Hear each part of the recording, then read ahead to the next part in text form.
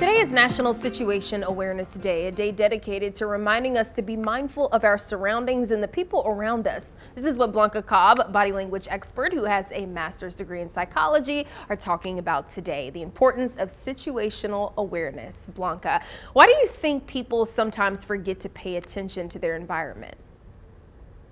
Well, there are a couple of reasons, and a common reason is what we call inattentional blindness. What this is that you're so focused on one thing that you're doing that you forget to pay attention to the details around you. For example, you see this all the time, and it probably has happened to someone where you have your phone and you're paying attention to your phone so much that you walk into something, whether it's a door, another person, a table. Some people will fall over because they're just so focused on their phone that they forget to look around them.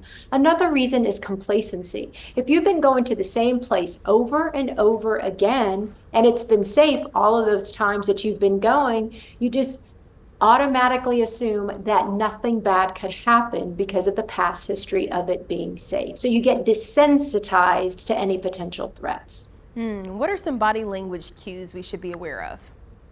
Well, the biggest thing when it comes to body language is you want to look at body language that stands out. So what I mean is look at everybody around you and see how they're behaving, what they're doing. And it's you look at people who stand out. Like, for example, let's say that everyone is calm and still, but then you have one person who's just moving around, or they just seem antsy and they're not looking straight ahead. They just keep looking around all over the place. Doesn't necessarily mean they're up to no good. It just calls your attention for you to investigate a little more to see what's happening.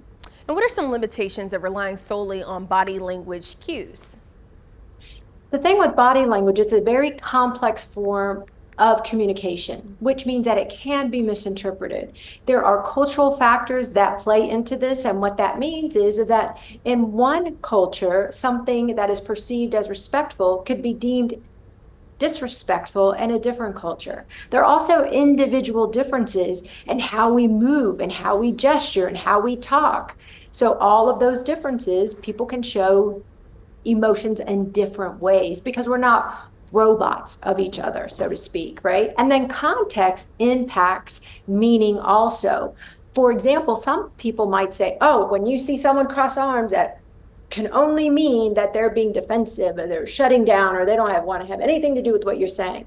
That is not necessarily the case. In one context, it could be that they're closing down and they're being defensive. Another context could be that it's just comfortable. So context plays a big role. And then there are some people who will intentionally mask how they're feeling through their body language. The issue with that is that more times than not, you'll see leakage of body language that are going to show their true feelings. So it's really just paying attention to the differences. Yeah, absolutely. Blanca, thank you. And you can continue the conversation with Blanca on her Facebook page, Blanca Cobb, body language expert.